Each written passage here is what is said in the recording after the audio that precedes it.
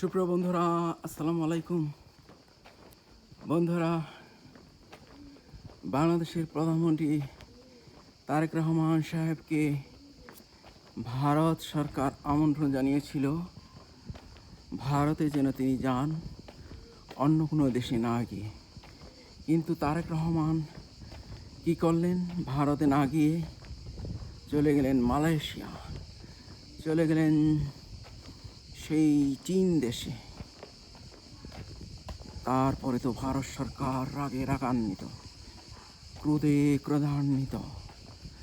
ভারত সরকারের লক্ষ্য ভ্রষ্ট করে দিল বাংলাদেশের বর্তমান প্রধানমন্ত্রী তারেক রহমান। তাদের ইচ্ছা ছিল যে প্রধানমন্ত্রী তারেক রহমান যদি ভারতে যান তাহলে কি করা হবে? স্বৈরাচারী মহিলা শেখ হাসিনা, যাকে ভারত আগে থেকে আশ্রয় দিয়ে রেখেছিল, তার ব্যাপারে প্রধানমন্ত্রী তারেক রহমানকে দায়িত্ব তুলে দেওয়া হবে। দায়িত্বটা হবে এরকম যে তাকে যেন হেফাজত করা হয়। তার যতই বিচার হোক এবং বিচারের ফলাফল আসুক না কেন, তার উপর যেন সেই দণ্ড কার্যকর করা না হয়। অর্থাৎ তাকে রানীর মতো রাখা হবে, যেমনটি বর্তমানে মহারাজা নরেন্দ্র মোদী রেখেছে ভারতের ভিতরে শেখ হাসিনাকে রানীর মতো। তারা চান এইটা, কিন্তু তাদের বোঝা উচিত বাংলাদেশের জনগণ কি চায়। বাংলাদেশের জনগণ কি সেটা চায় যে একজন অপরাধীকে রাখা হবে রানীর মতো, যেমনটি ওরা রেখেছে ভারতের ভিতরে?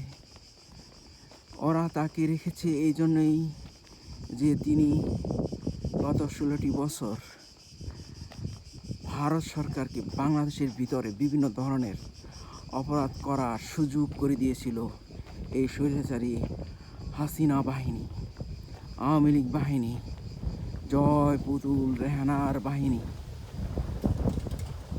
আর সেজন্যই তারা রানীর মতো রেখে দিয়েছে স্বৈরাচারী হাসিনাকে ভারতের ভিতরে।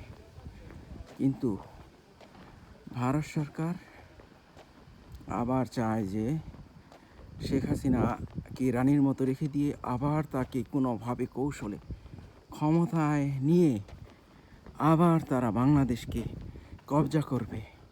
এই ভারতীয়রা, তাদের লক্ষ্য এটাই।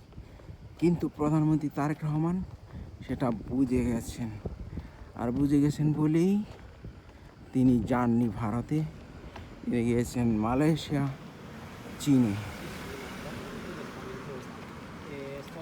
তো বন্ধুরা,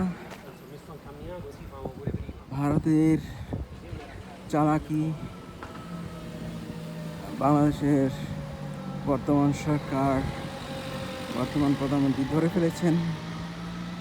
সেজন্য প্রধানমন্ত্রী তারেক রহমান সাহেবকে অসংখ্য ধন্যবাদ যে তিনি ভারতের নরেন্দ্র মোদী সরকারের চালাকি ধরতে পেরেছেন।